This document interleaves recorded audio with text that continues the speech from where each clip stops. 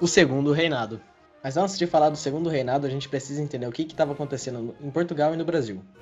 Após perceber que tinha se distanciado da população brasileira, Dom Pedro I abdica o trono na madrugada de 7 de abril de 1821, dando início ao período regencial brasileiro, que governou enquanto Pedro II não completava 15 anos. O período regencial é o tempo de 1831 a 1840. Foi um dos mais importantes da história brasileira, porque se firmou a unidade territorial do país e a estruturação das Forças Armadas. É considerada a primeira experiência republicana do Brasil. No começo da regência, a gente teve 3 regentes provisórios e logo depois 2 permanentes. E assim se inicia o Segundo Reinado em 1840, por meio do golpe da maioridade. Por meio desse movimento, os políticos brasileiros, pela via dos liberais, anteciparam a maioridade de Dom Pedro para que ele pudesse assumir o trono. Isso aconteceu porque os liberais queriam recuperar o poder que estava na mão dos conservadores e porque acreditavam que a coroação do imperador colocaria fim em todos os conflitos que se passavam no país.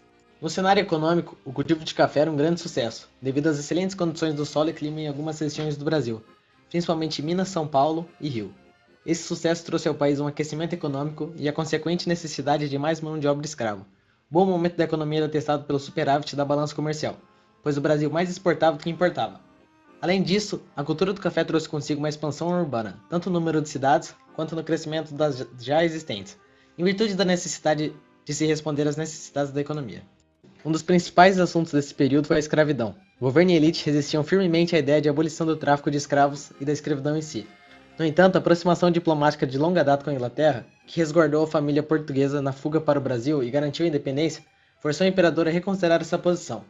E em 4 de setembro de 1850 é promulgada a Lei Eusébio de Queiroz, que instituía o fim do tráfico de escravos, dando assim uma gradativa libertação dos escravos até chegar na Lei Áurea de 13 de maio de 1888.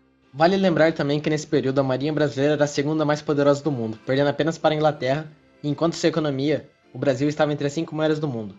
Mas em 15 de novembro de 1889, a monarquia brasileira sofre um golpe político. Mesmo com pouco apoio, Dom Pedro II se recusou a brigar pelo poder para não derrubar o sangue dos brasileiros, e foi para a França onde faleceu em 5 de dezembro de 1891.